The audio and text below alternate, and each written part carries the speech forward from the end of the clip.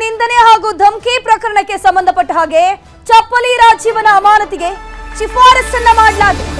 ಈ ಚಪ್ಪಲಿ ರಾಜೀವ ಏನಿದ್ದಾನೆ ಮಹಿಳಾ ಅಧಿಕಾರಿಗೆ ನಿಂದನೆ ಮಾಡಿ ಧಮಕಿಯನ್ನ ಹಾಕಿದ್ದ. ಈಗ ಕಾಂಗ್ರೆಸ್ ಒಂದು ಒಳ್ಳೆಯ ನಿರ್ಧಾರವನ್ನು ತೆಗೆದುಕೊಳ್ಳೋದಕ್ಕೆ ಮುಂದಾಗಿದೆ. ಶಿಸ್ತು ಸಮಿತಿಯಿಂದ ಕೆಪಿಸಿಸಿಗೆ ಶಿಫಾರಸು ಮಾಡಲಾಗಿದೆ. ರಾಜೀವ್ ಗೌಡಗೆ ನೋಟಿಸ್ ಕೊಟ್ಟಿದ್ದು ಕೆಪಿಸಿಸಿ ಕಡೆಯಿಂದ 1 ವಾರದ ಡೆಡ್ಲೈನ್ ಅನ್ನು ನೀಡಲಾಗಿತ್ತು. 1 ವಾರದ ಗಡುವನ್ನು ನೀಡಿ ನೋಟಿಸ್ ಅನ್ನು ಕೊಟ್ಟಿತ್ತು. ಕೆಪಿಸಿಸಿ ಸ್ಪಷ್ಟನೆಯನ್ನ ಕೊಡಬೇಕು ಅಂತ ಹೇಳಿತ್ತು. ಸೂಕ್ತ ಉತ್ತರ ಬಾರದ ಹಿನ್ನೆಲೆಯಲ್ಲಿ ಅಮಾನತಿಗೆ ಶಿಫಾರಸನ್ನ ಮಾಡಲಾಗಿದೆ. ಸೂಕ್ತ ಉತ್ತರ ಬಂದಿಲ್ಲ, ರೆಸ್ಪಾಂಡ್ ಮಾಡಿಲ್ಲ. ಕೆಪಿಸಿಸಿ ಶಿಸ್ತು ಸಮಿತಿ ಅಧ್ಯಕ್ಷ ರೆಹಮಾನ್ ಖಾನ್ ಶಿಫಾರಸನ್ನ ಮಾಡಿದ್ದಾರೆ. ನೋಟಿಸ್ಗೆ ಸ್ಪಂದಿಸದ ಹಿನ್ನೆಲೆಯಲ್ಲಿ ಅಮಾನತಿಗೆ ಶಿಫಾರಸು ಮಾಡಲಾಗಿದೆ. ಹಾಗಾಗಿ ಯಾವುದೇ ಕ್ಷಣದಲ್ಲೂ ಕೂಡ ರಾಜೀವ್ ಗೌಡ ಸಸ್ಪೆಂಡ್ ಆಗುವಂತಹ ಸಾಧ್ಯತೆ ಇದೆ.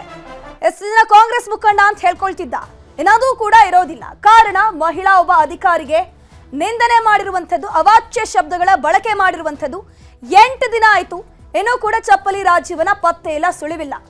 ಎಂತೆಂಥದೋ ಸೈಬರ್ ಕ್ರೈಮ್ಗಳು ಆಗ್ತಿರುವಂತಹ ಸಂದರ್ಭದಲ್ಲಿ ಆ ಕಿಡಿಗೇಡಿಗಳು ಪೊಲೀಸರ ಕೈಗೆ ಈಸಿಲಿ ಸಿಗ್ತಾರೆ. ಆದ್ರೆ ಇಲ್ಲವ ಕಾಂಗ್ರೆಸ್ ಮುಖಂಡ 8 ದಿನ ಆದ್ರೂ ಕೂಡ ಪೊಲೀಸರ ಕೈಗೆ ಸಿಕ್ಕಿಲ್ಲ.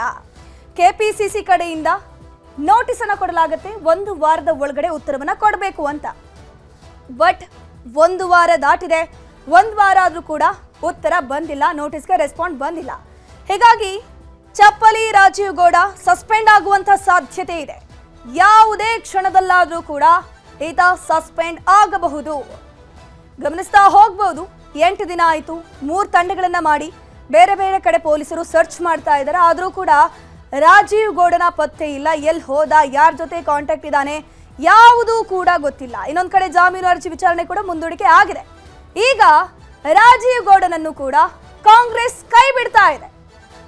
ಸಸ್ಪೆಂಡ್ ಆಗುವಂತಹ ಸಾಧ್ಯತೆ ಇದೆ. ಯಾವ ಕ್ಷಣದಲ್ಲೂ ಬೇಕಾದ್ರೂ ರಾಜೀವ್ ಗೌಡ ಸಸ್ಪೆಂಡ್ ಆಗುವಂತ ಚಾನ್ಸಸ್. ಎಷ್ಟು ದಿನ ಬೇಕಾಯಿತು ಕಾಂಗ್ರೆಸ್ನವರಿಗೆ ಅವರ ಮುಖಂಡ ಅಂತ ಹೇಳ್ಕೊಂತಿದ್ನಲ್ಲ ಚಪ್ಪಲಿ ರಾಜೀವನನ್ನ ಸಸ್ಪೆಂಡ್ ಮಾಡೋದಕ್ಕೆ? ಒಂದೊಳ್ಳೆಯ ನಿರ್ಧಾರ. ಯಾಕಂದ್ರೆ ಇಂತಹ ಒಂದು ಮುಖಂಡರಿಂದ ಆ ಒಂದು ಪಕ್ಷಕ್ಕೆ ಕಪ್ಪು ಚುಕ್ಕೆ ಅಂತಾನೆ ಹೇಳಬಹುದು. ಯಾಕಂದ್ರೆ ಒಬ್ಬ ಮಹಿಳೆ ಇರಬಹುದು, ಮಹಿಳಾ ಅಧಿಕಾರಿ ಇರಬಹುದು, ಎಲ್ಲರನ್ನೂ ಕೂಡ ಸಮಾನ ದೃಷ್ಟಿಯಲ್ಲಿ ನೋಡ್ಕೋಬೇಕು, ರೆಸ್ಪೆಕ್ಟ್ ಅನ್ನ ಕೊಡಬೇಕು. ಆದ್ರೆ ಈತ ಕೆಟ್ಟ ರೀತಿಯಲ್ಲಿ ವರ್ತನೆ ಮಾಡಿದ್ದಾನೆ. ಸುಟ್ಟು ಹಾಕ್ಬಿಡ್ತೀನಿ ಅಂತಲೇ ಹೇಳ್ತಾನೆ, ನಿಂದನೆಯನ್ನ ಮಾಡ್ತಾನೆ. ಅದಾದ್ಮೇಲೆ ಒಂದು ಕ್ಷಮೆಯನ್ನ ಕೇಳ್ತಾನೆ. ಕ್ಷಮೆ ಕೇಳಿದ್ರೆ ಎಲ್ಲವೂ ಕೂಡ ಸರಿ ಹೋಗುತ್ತಾ? ಕಂಪ್ಲೇಂಟ್ ಆಗತ್ತೆ. ಆತ ಎದ್ದಕ್ಕಿದ್ದಂತೆ ಎಸ್ಕೇಪ್ ಆಗ್ತಾನೆ. ಸದ್ಯಕ್ಕೆ ಈ ಚಪ್ಪಲಿ ರಾಜೀವ್ ಗೌಡ ಎಲ್ಲಿದ್ದಾನೆ ಅನ್ನುವಂಥದ್ದು ಗೊತ್ತಿಲ್ಲ. ಪೊಲೀಸರು ಹುಡುಕಾಡ್ತಾ ಇದ್ದಾರೆ. ಎಂತೆಂಥ ಆರೋಪಿಗಳು ಪೊಲೀಸರ ಕೈಗೆ ಈಸಿಲಿ ಸಿಕ್ಕಿಬೀಳ್ತಾರೆ. ಆದ್ರೆ ಈ ಚಪ್ಪಲಿ ರಾಜೀವ್ ಗೌಡ ಇನ್ನೂ ಕೂಡ ಪೊಲೀಸರ ಕೈಗೆ ಸಿಕ್ಕಿಲ್ಲ.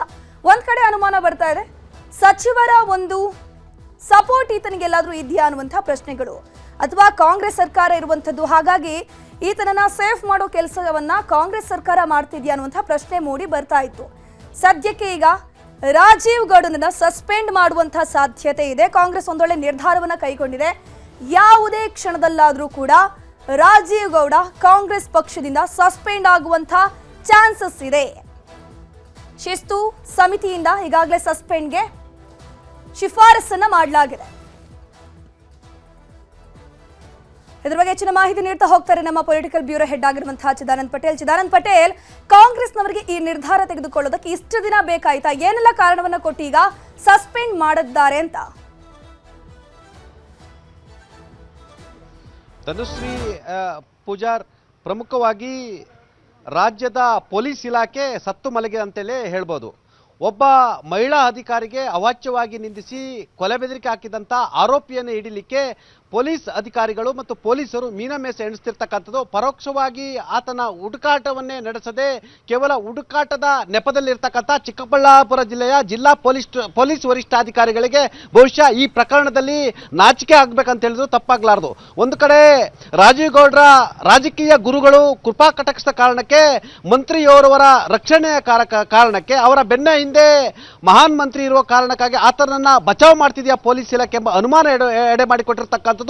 ಗೃಹ ಸಚಿವರಾಗಿರ್ತಕ್ಕಂಥ ಡಾಕ್ಟರ್ ಜಿ ಪರಮೇಶ್ವರ್ಗೆ ನಿಜವಾಗ್ಲೂ ಇಚ್ಛಾಶಕ್ತಿ ಇದ್ರೆ ಗೃಹ ಸಚಿವರಾದಕ್ಕಂಥ ಡಾಕ್ಟರ್ ಜಿ ಪರಮೇಶ್ವರ್ ಅವರಿಗೆ ಮಹಿಳಾ ಅಧಿಕಾರಿಯನ್ನು ನಿಂದನೆ ಮಾಡಿದ ತನ್ನದೇ ಪಕ್ಷದ ನಾಯಕರನ್ನ ಬಂಧಿಸಿ ಮಹಿಳಾ ಅಧಿಕಾರಿಗೆ ಮತ್ತು ನ್ಯಾಯ ಕೊಡಿಸುವ ಮುಖಾಂತರ ಸಮಾಜಕ್ಕೆ ಒಳ್ಳೆಯ ಸಂದೇಶ ಕೊಡಿಸತಕ್ಕಂಥ ಔಚಿತ್ಯ ಏನಿದ್ರೆ ಕೂಡಲೇ ರಾಜೀವ್ ಗೌಡ್ನ ಬಂಧನ ಮಾಡುವ ಮುಖಾಂತರ ಈ ಸರ್ಕಾರ ರಾಜೀವ್ ಗೌಡ್ನ ಪರವಾಗಿಲ್ಲ ಎಂದು ಪ್ರೂವ್ ಮಾಡಬೇಕು. ಮತ್ತೊಂದು ಕಡೆ ಆತನಿಗೆ ಸೋಕಾಸ್ ನೋಟಿಸ್ ಅನ್ನು ನೀಡಲಾಗಿತ್ತು, ಕಾರಣ ಕೇಳಿ ನೋಟಿಸ್ ಅನ್ನು ನೀಡಲಾಗಿತ್ತು. ಇದೀಗ ನೋಟಿಸ್ ಕೂಡ ಉತ್ತರವನ್ನು ಕೊಟ್ಟಿಲ್ಲ. ಎಲ್ಲ ಒಂದ್ ಕಡೆ ಇದೊಂಥರ ಐವಾಚಿಂಗ್ ಅಂತ ಹೇಳಲಾಗ್ತದೆ. ಒಂದು ವೇಳೆ ನೋಟಿಸ್ಗೆ ಉತ್ತರ ಕೊಟ್ಟಿದ್ರೆ ಆತ ಇಲ್ಲೇ ಎಲ್ಲೋ ನಾಯಕರ ಸುಪರ್ದಲ್ಲಿದ್ದಾನೆ ಎಂಬ ಸಂದೇಶ ರವಾನೆ ಆಗುತ್ತೆ ಅನ್ನೋ ಮುಖಾಂತರ ಕೇವಲ ಕಣ್ಣರಿಸುವ ತಂತ್ರದ ಭಾಗವಾಗಿ ಈಗ ಅಮಾನತಿನ ಶಿಫಾರಸನ್ನ ಕೆಪಿಸಿಸಿಯ ಕಾರ್ಯದರ್ಶಿ ಆಗಿರ್ತಕ್ಕಂಥ ಜಿ.ಸಿ. ಚಂದ್ರಶೇಖರ್ ಅವರು ಪಕ್ಷದ ಶಿಸ್ತು ಸಮಿತಿಯ ಅಧ್ಯಕ್ಷ ಆಗಿರ್ತಕ್ಕಂಥ ಕೆ. ರೆಹಮಾನ್ ಖಾನ್ ಅವರಿಗೆ ಕಳಿಸಿಕೊಟ್ಟಿರ್ತಕ್ಕಂಥದ್ದು. ಇದೆಲ್ಲವೂ ಒಂದು ಕಡೆ ಬೆಳವಣಿಗೆ ಆದ್ರೆ ಪೊಲೀಸರು ಎಂತೆಂಥ ಕೇಸನ್ನ ಭೇದಿಸ್ತಾರೆ. ಆದ್ರೆ ರಾಜ್ಯದ ಗೃಹ ಇಲಾಖೆ, ರಾಜ್ಯದ ಡಿಜಿಪಿ ಆಗಿರ್ತಕ್ಕಂಥ ಎಂ.ಎ. ಸಲೀಂ ಅವರಿಗೆ ನ್ಯೂಸ್ 18 ಕನ್ನಡ ಪ್ರಶ್ನೆಯನ್ನ ಮಾಡ್ತಿದೆ. ನಿಮಗೆ ನಿಜವಾಗ್ಲೂ ತಾಕತ್ತಿದ್ರೆ, ನಿಮಗೆ ಎಲ್ಲ ಒಂದ್ ಕಡೆ ಮಹಿಳಾ ಅಧಿಕಾರಿಗೆ ನ್ಯಾಯವನ್ನು ಕೊಡಿಸಬೇಕಾಗಿದ್ರೆ ರಾಜೀವ್ ಗೌಡ ಅಂತ ಬಂಧಿಸಿ ನಿಮ್ಮ ಇಲಾಖೆ ಪಾರದರ್ಶಕವಾಗಿ ಕೆಲಸವನ್ನ ಮಾಡ್ತಿದೆ ಅಂತ ಹೇಳಿ ಸಾರ್ವಜನಿಕರಿಗೆ ತೋರಿಸ್ಕೊಡ್ಬೇಕಾಗಿರ್ತಕ್ಕಂಥದ್ದು. ಆದ್ರೆ ರಾಜೀವ್ ಗೌಡ ಎಲ್ಲೊಂದ್ ಕಡೆ ಪೊಲೀಸರ ಕೃಪಾ ಕಟಾಕ್ಷದಿಂದಲೇ ಇದೀಗ ಏನು ತಲೆಮರೆಸಿಕೊಂಡಿರ್ತಕ್ಕಂಥದ್ದು. ನಿನ್ನೆ ಅಷ್ಟೇ ಹೈಕೋರ್ಟ್ಗೂ ಕೂಡ ಎಲ್ಲೊಂದ್ ಕಡೆ ಪ್ರಕರಣವನ್ನು ರದ್ದು ಮಾಡುವಂತೆ ಮತ್ತು ಸಾರ್ವಜನಿಕವಾಗಿ ನಾನು ಬಹಿರಂಗವಾಗಿ ಕ್ಷಮೆಯನ್ನೇ ಕೇಳ್ತೀನಿ ಅಂತೇಳಿ ಈಗಾಗಲೇ ಇಡೀ ಪ್ರಕರಣ ರದ್ದು ಮಾಡುವಂತೆ ಅರ್ಜಿಯನ್ನು ಹಾಕಿರ್ತಕ್ಕಂಥದ್ದು. ಈಗಾಗಲೇ ಅರ್ಜಿ ವಿಚಾರಣೆ ಆಗಿರ್ತಕ್ಕಂಥದ್ದು, ವಿಚಾರಣೆ ನಡೀತಿರ್ತಕ್ಕಂಥದ್ದು ನ್ಯಾಯಮೂರ್ತಿ ನಾಗಪ್ರಸನ್ನ ಅವರ ಬೆಂಚಲ್ಲಿ ಇರ್ತಕ್ಕಂಥದ್ದು. ಇದರ ಬೆನ್ನಲ್ಲೇ ಪೊಲೀಸ್ ಇಲಾಖೆ ಅನೇಕ ನಾಯಕರ ಅಧಿಕಾರಿಗಳಿಗೆ ಆತ ಎಲ್ಲಿದ್ದಾನಂತ ಗೊತ್ತಿದ್ರು ಕೂಡ ಬಂಧಿಸಲು ಹೋಗ್ತಾ ಇಲ್ಲ ಮತ್ತು ಅವನು ಬಂಧಿಸ್ತಿಲ್ಲ ಅಂತ ಹೇಳಿದ್ರೆ ಇದರ ಹಿಂದೆ ಇಡೀ ಸರ್ಕಾರ, ಇಡೀ ಪೊಲೀಸ್ ವ್ಯವಸ್ಥೆ ಮತ್ತು ಆತನ ರಾಜಕೀಯ ಗುರುಗಳು ಏನು ಕೃಪಾ ಕಟರ್ಸ್ಗೆ ಮತ್ತು ಬೆಂಬಲ ಇವರ ಕಾರಣಕ್ಕಾಗಿ ಆತನನ್ನು ಇನ್ನೂ ಕೂಡ ಬಂಧಿಸಿಲ್ಲ. ಇದರ ಬೆನ್ನಲ್ಲೇ ಇದೀಗ ಎಲ್ಲ ಒಂದ್ ಕಡೆ ಸಾರ್ವಜನಿಕರಿಗೆ ಐವಾಚಿಂಗ್ ಕಾರಣಕ್ಕಾಗಿ ಅಮಾನತಿನ ಹೆಸರಿನಲ್ಲಿ ಈಗ ಶಿಫಾರಸು ಪತ್ರವನ್ನು ಕೊಟ್ಟಿರ್ತಕ್ಕಂಥದ್ದು. ಇದು ಈ ಸರ್ಕಾರದ ಮತ್ತು ಗೃಹ ಇಲಾಖೆಯ ನಿರ್ಲಜ್ಜತನ ಮತ್ತು ಒಬ್ಬ ಡಿಜಿಪಿ ಆಗಿರ್ತಕ್ಕಂಥ ಎಂ.ಎ. ಸಲೀಂ ರವರ ಎಲ್ಲೊಂದ್ ಕಡೆ ಅವರ ಕಾರ್ಯವೈಖರಿಗೆ ಇದು ಏನು ಕನ್ನಡಿ ಹಿಡಿದಂತೆ ಆಗಿದೆ ಅಂತ ಹೇಳಿದ್ರು ತಪ್ಪಾಗ್ಲಾರ್ದು ಧನುಶ್ರೀ.